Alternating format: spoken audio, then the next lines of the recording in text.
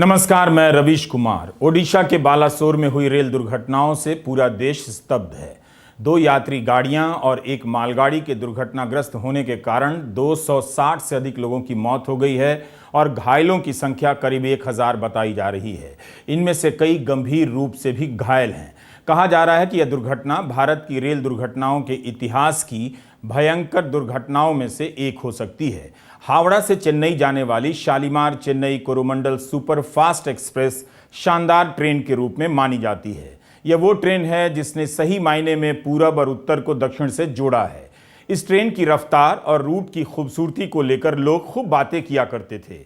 इसलिए यह दुर्घटना केवल उस वक्त सवार लोगों की जिंदगी के साथ नहीं हुई है, उन लोगों के साथ भी घट गई है जो इस ट्रेन के यात्री रहे हैं। उनकी कल्पनाओं में किसी खूबसूरत परी की तरह आबाद कोरोमंडल सुपरफास्ट को इस हाल में देखना उन सभी के होश उड़ गए होंगे जिन्होंने कभी इस सुपरफास्ट से सफर किया है।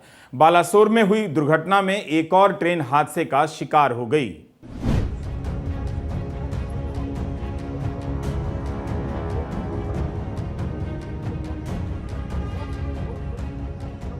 बालासोर के पास sir M Visvesvaraya terminal Howrah superfast express Bahanaga Bazar station पर डिरेल हो गई।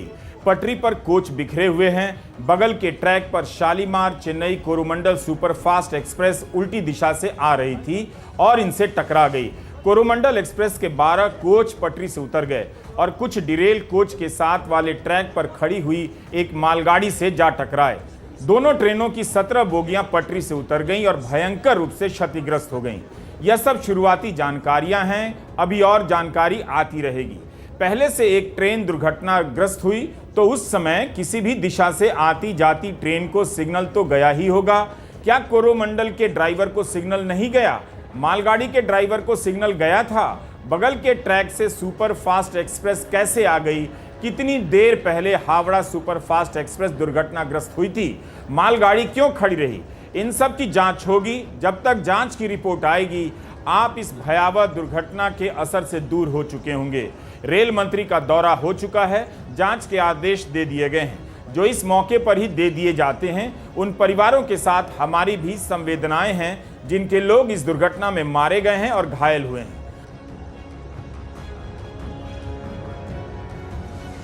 इस दुर्घटना की खबर आते ही कवच को लेकर सवाल उठने लगे और रेल मंत्री के इस संबंध में कई वीडियो वायरल किए जाने लगे जिसमें वे कवच के बारे में बता रहे हैं कि 2 ट्रेनें जब आमने सामने होंगी एक ही पटरी पर तो 400 मीटर पहले रुक जाएंगी।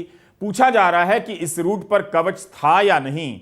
जवाब आ गया है, इस रूट पर कवच नहीं था।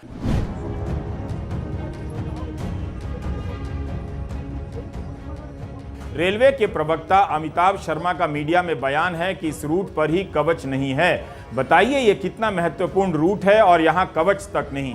कोरोमंडल सुपरफास्ट एक प्रतिष्ठित ट्रेन है, इसमें कवच नहीं। और मंत्री जी प्रचार में लगे हैं कि कवच मिल गया है। ठीक से कवच अभी लगा नहीं कि शहर में ढिंढोरा पीटने लग गए। अगर कवच इस रूट पर होता तो शायद आज 260 से अधिक लोग नहीं मारे जाते। ट्रेनों की टक्कर को रोकने के लिए दुनिया भर में कई टेक्नोलॉजी हैं। कई साल से हम लोग इस पर सुनते आ रहे हैं कि टक्कर रोकने के यंत्र लगाए जाएंगे। इनकी कोई सूचना नहीं होती है। अब बस कवच कवच होने लगा है। इस कवच का हाल आगे बढ़ने से हम पहले ही आपको बता देना चाहते हैं। 11 अक्टूबर 2022 की टाइम्स ऑफ इंडिया में इंडियन इंस्टीट्यूट ऑफ साइंस की तरफ से रेल टेक्नोलॉजी के सलाहकार ललित त्रिवेदी का बयान छपा है। उन्होंने कहा है कि कुछ ट्रेनों में कवच लगा देने से नई टेक्नोलॉजी पूरी तरह काम नहीं करेगी। पूरे रेल नेटवर्क को इससे जोड़ना होगा। 15,000 लोकोमोटिव और सेल्फ प्रोपेल्ड ट्रेनें हैं, 70,000 किलोमीटर रेल रूट है, 7,000 रेलवे स्टेशन हैं और 15,000 लेवल क्रॉसिंग हैं। इन सबको कवच सिस्टम से जोड़ने में करीब 1 लाख करोड़ का खर्च आएगा। जिस रूट पर भारत के इतिहास की भीषण रेल दुर्घटना हुई है उस पर कवच नहीं है। क्यों नहीं है इसे समझना जरूरी है। 70,000 किलोमीटर के रेल नेटवर्क को कवच के तहत लाने में 1 लाख करोड़ का खर्चा बताया जाता है। क्या आप जानते हैं कि सरकार ने अभी तक इस पर कितना पैसा दिया है? 2022-23 में कवच के लिए मात्र 273 करोड़ का बजट प्रावधान था। उसके पहले के वित्त वर्ष में 133 करोड़ का ही, जबकि इस पर खर्च आना है 1 लाख करोड़ का। आप खर्च कर रहे हैं 500 करोड़ भी नहीं, और दिन रात प्रोपेगेंडा ऐसे कर रहे हैं जैसे कवच लागू हो गया है और रेल सुरक्षित हो गया। काम शुरू होते ही प्रचार ऐसे होता है जैसे काम खत्म हो चुका है। मंजूरी की खबरों को भी हेडलाइन में ऐसे चमका दिया जाता है जैसे काम पूरा हो गया। प्रधानमंत्री श्री नरेंद्र मोदी जी ने अपने ही इंजीनियर्स को इंस्पायर करके एक ऐसा सिस्टम डेवलप किया जो आज वर्ल्ड में उसकी चर्चा हो रही है। जैसे वंदे भारत की चर्चा हो रही है, वैसे ही कवच की चर्चा हो रही है। मार्च 2022 के इस बयान में रेल मंत्री कह रहे हैं कि इंजीनियर को प्रेरित प्रधानमंत्री ने किया, फिर तो पेटेंट भी उन्हीं के नाम से करवा देते। भारत की अपनी तकनीक है तो पेटेंट होनी भी चाहिए। इस कवच के बजट का हाल आपने देखा, इसे मंत्री जी नहीं बता रहे हैं, मगर इस पर जरूर जोर देंगे कि प्रधानमंत्री ने इंजीनियर को प्रेरित कर सिस्टम बनवा दिया। पिछले साल तो कह रहे थे कि सारी दुनिया में चर्चा है, लेकिन आपकी इतनी बड़ी बड़ी ट्रेनों में अभी तक कवच भी नहीं है। बालासोर की दुर्घटना के बारे में प्रधानमंत्री को जानकारी दी जा रही है, उसी का वीडियो है। क्या उनके सामने यह स्थिति नहीं होगी? पिछले साल के बजट यानी 22-23 के बजट को पेश करते हुए वित्त मंत्री ने कहा कि आत्मनिर्भर भारत के तहत 2000 किलोमीटर रेल रूट को कवच के अंदर लाया जाएगा, जबकि 70,000 किलोमीटर रेल रूट हैं। 2000 किलोमीटर तो बहुत कम हुआ। प्रचार इतना ज्यादा और काम के लिए पैसा इतना कम। कितने साल से टक्कर को रोकने के यंत्रों को लगाने की बात हो रही है। अभी 400-500 करोड़ का बजट देकर प्रचार ऐसे हो रहा है जैसे पूरे रेल नेटवर्क को कवच मिल गया है। 29 मार्च 2023 को रेल मंत्री ने लोकसभा में जवाब दिया है कि कवच के विकास पर 22 करोड़ का खर्च किया गया है और अब तक 1455 किलोमीटर के रूट पर कवच लगा है। 3000 किलोमीटर पर काम जारी है। यह हाल है। इसके पहले भी तो कई रेल बजट में 2 ट्रेनों की टक्कर रोकने के यंत्र लगाने की बात हुई थी। उनकी रिपोर्ट कहां है? पीआईबी ने 2003 में एंटी कोलिजन डिवाइस के बारे में लिखा है। तब रेल राज्य मंत्री बंडारू दत्तात्रेय ने हैदराबाद में 400 किलोमीटर लंबी रेल लाइन का परीक्षण किया था। वाजपेयी सरकार की बात है। अब तो इस तरह कवच कवच किया जा रहा है जैसे ये टेक्नोलॉजी पहली बार देखी सुनी गई है। इसके पहले कोई टेक्नोलॉजी नहीं थी। 2 जून को अश्विनी वैष्णव बीजेपी के मुख्यालय में प्रेस कॉन्फ्रेंस कर रहे थे। कह रहे थे कि शॉर्टकट की राजनीति देश का नुकसान करती है। हम भी तो वही पूछ रहे हैं कि 1 लाख करोड़ चाहिए कवच के लिए, 1000 करोड़ भी ठीक से नहीं दिए गए और प्रचार करने लगे। क्या यह शॉर्टकट नहीं है? यूपीए के सरकार के 10 साल को लॉस्ट डिकेड बोल रहे हैं मंत्री जी, यानी हमने 10 साल गवा दिए। तो मोदी सरकार के 10 साल में क्या हासिल कर लिया? एक वंदे भारत के अलावा उनके पास दिखाने के लिए रेलवे में और क्या है? पूछिए ये सवाल। वंदे भारत ट्रेन एक वर्ल्ड क्लास ट्रेन बनी, बिल्कुल एक ऐसी ट्रेन जिसके बारे में कभी सोचा भी नहीं जा सकता था। 160 और 180 की जो स्पीड होती है, उस स्पीड पे ट्रेन को डिजाइन करना दुनिया में केवल 8 देशों के पास ये क्षमता है। Only 8 countries have the design capability to design and manufacture a train which can run at 180 kmph.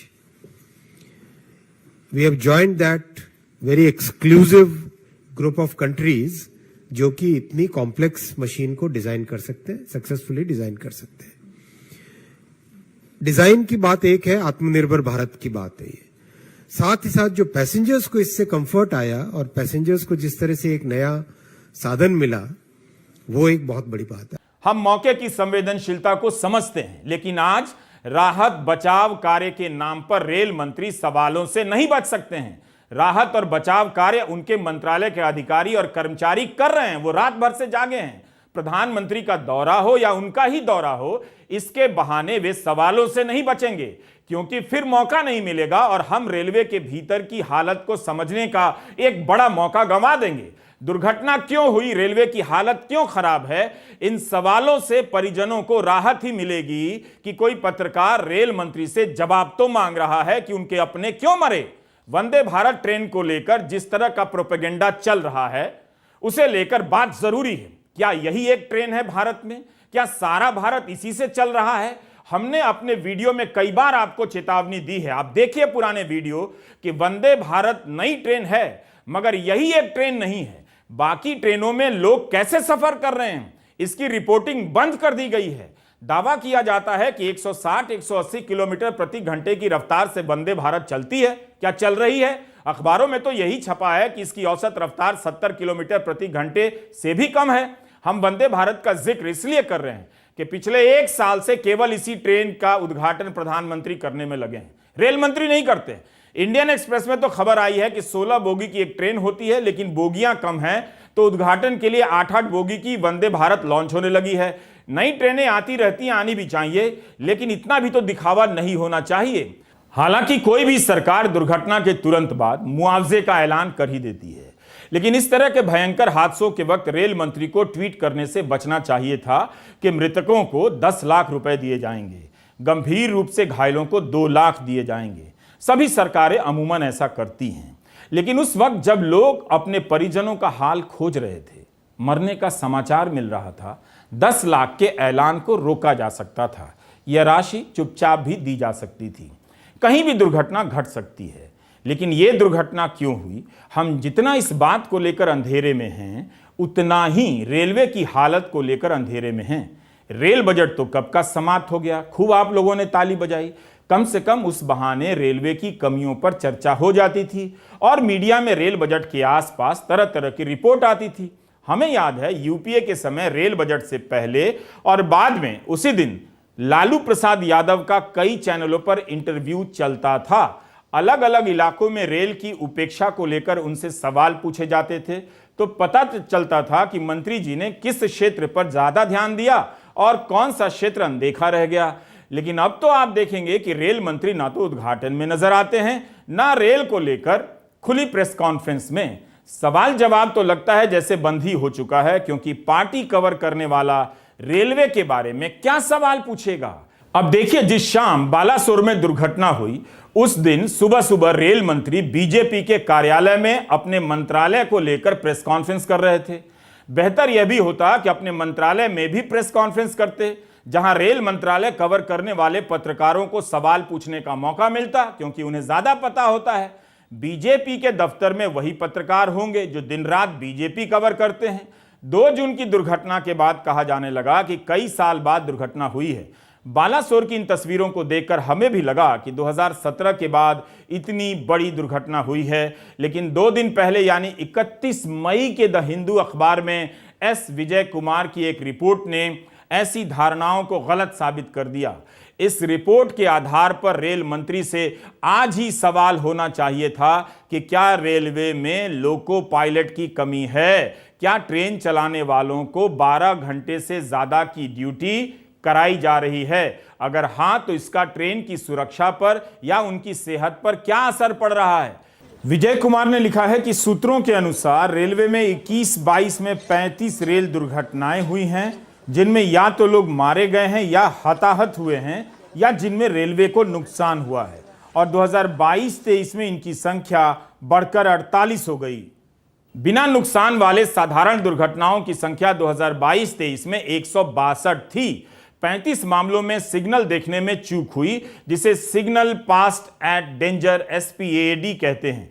क्या ये छोटी छोटी दुर्घटनाएं किसी बड़ी दुर्घटना की तरफ इशारा नहीं कर रही थीं?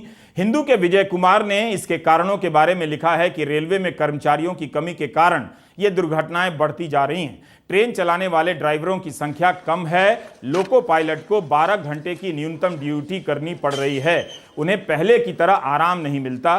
रेलवे बोर्ड ने इन खाली पदों को तुरंत भरे जाने पर जोर दिया है, बल्कि इस रिपोर्ट के अनुसार अर्जेंट तौर पर ऐसा करने के लिए कहा है, ताकि लोको पायलट के काम करने के घंटे को कम किया जा सके। इस रिपोर्ट ने इस धारणा को ध्वस्त कर दिया कि दुर्घटनाएं बंद हो गई हैं, बल्कि होती रही हैं। बस इतनी बड़ी दुर्घटना नहीं हुई तो हमने ध्यान देना बंद कर दिया। क्यों लोको पायलट के पद खाली हैं? इस सवाल को इसी वक्त पूछा जाना चाहिए जब लोगों का ध्यान बालासोर की दुर्घटना को लेकर सबसे अधिक है। रेल मंत्री को अपने मंत्रालय के बारे में प्रेस कॉन्फ्रेंस आज ही करनी चाहिए, ताकि इन सवालों के बारे में उनसे पूछा जाए और जवाब आए तो लोग इस घटना से जोड़कर देखें। लोगों की जानें गई हैं, बचाव कार्य के नाम पर रेल मंत्री जवाबदेही से नहीं बच सकते। मंत्री बताएं कि रेलवे बोर्ड ने कितनी बार चेतावनी दी, कब कब दी कि लोको पायलट के पद खाली हैं और इन पदों को भरने में इतना समय क्यों लग रहा है। जब रेलवे बोर्ड जोनल मैनेजर ने चिंता जताई तो उन्होंने क्या एक्शन लिया। हिंदू की रिपोर्ट में लिखा है कि एक उच्च स्तरीय बैठक में लोको पायलट की कमी को लेकर चिंता जताई गई। इस खबर में लिखा है कि रेलवे बोर्ड ने मैनेजरों को आदेश दिए कि लोको पायलट के काम के घंटों का सही से मूल्यांकन कीजिए। खासकर ईस्ट कोस्ट रेलवे और साउथ ईस्ट रेलवे के पायलट के काम के बारे में सुनिश्चित कीजिए कि किसी भी हाल में 12 घंटे से अधिक की ड्यूटी ना हो। 12 घंटे की ड्यूटी क्या ज्यादा नहीं है? ट्रेन चलाने के लिए एकाग्रता की भयंकर जरूरत होती है। थकान के कारण उस पर असर तो पड़ता ही होगा। हिंदू की रिपोर्ट में लिखा है कि ईस्ट कोस्ट रेलवे और साउथ ईस्ट रेलवे के लोको पायलट यानी जो ट्रेन चलाते हैं उनके काम करने के घंटों की समीक्षा की जाए। यह कहा गया था, उनसे ज्यादा काम कराया जा रहा है। इसे ध्यान से पढ़िए। इसमें यही लिखा है कि साउथ ईस्ट सेंट्रल रेलवे में लोको पायलट की ड्यूटी 12 घंटे से अधिक की होने लगी है। मार्च, अप्रैल और मई के पहले हिस्से में दक्षिण पूर्व मध्य रेलवे में 12 घंटे से अधिक ड्यूटी करने वाले लोको पायलट का आंकड़ा कुछ इस प्रकार है। मार्च में 36%, अप्रैल में 35% और मई के पहले हिस्से में 33% लोको पायलट को 12 घंटे से अधिक ड्यूटी करनी पड़ी। मतलब इतनी कमी है लोको पायलट की, उनसे से ज्यादा ड्यूटी कराई जा रही है। अगर इस दुर्घटना के पीछे पायलट की चूक मानी जाती है तो इस हिंदू की रिपोर्ट से जोड़कर देखिए। हिंदू ने लिखा है कि ऑल इंडिया लोको रनिंग स्टाफ एसोसिएशन का कहना है कि दक्षिण रेलवे में लोको पायलट के 392 पद खाली हैं। ट्विटर पर ही लोग ट्वीट करते रहते हैं कि सहायक लोको पायलट की परीक्षा पास कर ली है मगर ट्रेनिंग का इंतजार हो रहा है। क्यों 2-2 साल लग जाते हैं भर्ती की प्रक्रिया पूरी होने में? और रेल मंत्री ट्विटर पर छात्रों को जवाब तक नहीं देते हैं, तो आज क्या देंगे जवाब? मार्च 2022 में लोकसभा में लिखित जवाब में रेल मंत्री वैष्णव ने बताया था कि शुरुआती स्तर पर रेलवे में करीब 1.5 लाख पद खाली हैं। उत्तर रेलवे में 19,000 से अधिक पद खाली हैं। दक्षिण मध्य रेलवे में 17,000 से अधिक। इसी साल अप्रैल में उत्तर पश्चिम रेलवे में 238 लोको पायलट की बहाली का विज्ञापन जारी हुआ है। इसी साल यानी 22 मार्च 2023 को लोकसभा सांसद कणिमोई करुणानिधि और नटराजन पीआर के सवाल के जवाब में अश्विनी वैष्णव ने जानकारी दी है कि रेलवे में खाली नॉन गजेटेड पदों की संख्या 3,11,438 है। विपक्ष की प्रतिक्रिया संयमित है, लेकिन विपक्ष को इस्तीफे से आगे की भी बात करनी चाहिए। बताना चाहिए कि उसके सांसदों ने रेल की सुरक्षा को लेकर संसद में क्या सवाल पूछे, क्या जवाब मिला। आपको लगता है कि यह सरकार 10 दिन के बाद इस मामले पर खुली प्रेस कॉन्फ्रेंस करेगी, तब सबको पूछने का मौका मिलेगा? इस भ्रम में ना रहें तो अच्छा है। संदीप पाठक आम आदमी पार्टी के सांसद हैं। उन्होंने ट्वीट किया है कि मैं रेलवे की स्थायी समिति का मेंबर हूं। इसकी पिछली मीटिंग में सारी दिखावटी बातें बताई गईं।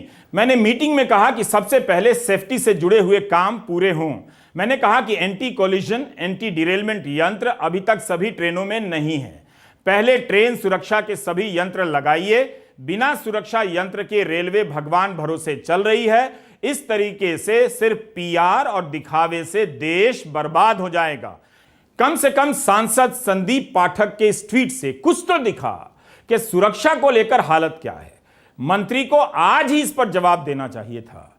विपक्ष को आज कल ही रेलवे की हालत पर बोलना चाहिए। नहीं बोलने की अगर किसी ने इस देश में मर्यादा तोड़ी है तो उसमें सबसे अधिक बार तोड़ने में प्रधानमंत्री नरेंद्र मोदी ही अव्वल आएंगे।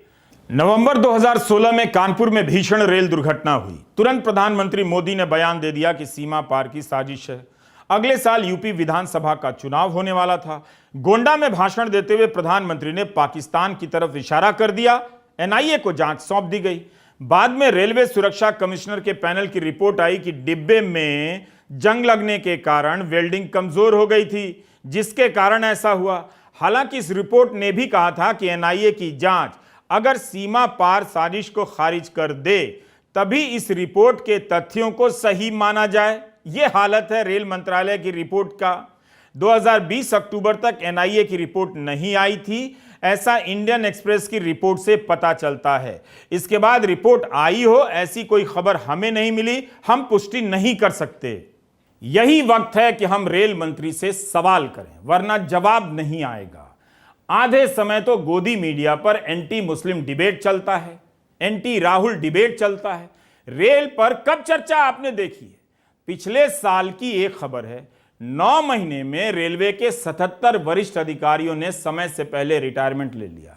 खबरों में तो यही लिखा है कि बेहतर काम का दबाव नहीं झेल पाए। कमाल है, ऐसा प्रोपेगेंडा चल रहा है। 77 सीनियर ऑफिसर ज्यादा काम करने का दबाव नहीं झेल पाए। इस तरह से आंखों में धूल झोंकी जाती है। मुझे नहीं लगता कि यह बात पूरी तरह से सही है। बेहतर काम का इतना ही दबाव होता तो आज उस रूट के नेटवर्क को कवच से लैस कर दिया गया होता, जिस पर इतनी भीषण दुर्घटना हुई है। आज के दिन यह सवाल पूछना चाहिए कि क्या आप जानते हैं कि रेलवे के भीतर क्या हो रहा है? दुर्घटनाओं को रोका नहीं जा सकता है, मगर छवि चमकाने में सारा सिस्टम लगा दिया गया है, इसे तो देखा ही जा सकता है। नमस्कार, मैं रवीश कुमार।